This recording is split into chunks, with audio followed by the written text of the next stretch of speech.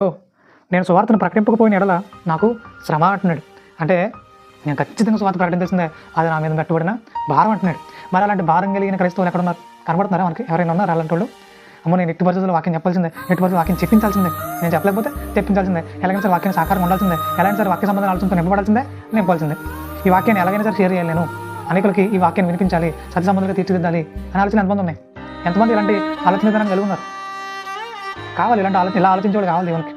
ఆయన పనిలో నమ్మకంగా పనిచేసేవాడు కావాలి. ఆయన పని కోసం నమ్మకంగా నిలబడేవాడు కావాలి. మనకి ఎందుకు వచ్చిన గొడవ, నేనేం చేయగలను, నా వల్ల ఏమవుద్ది, ఇలాంటి ఆలోచన విధానం కరెక్ట్ కాదు. అసలు ఏమాత్రం కూడా దేవుడు అది ఆమోదించిన కాక ఆమోదించాడు. రోజుకి మన దేవుని కోసం బలంగా వాడబడే విధంగా ఉండాలి తప్ప గుడ్డులా తయారవకూడదు.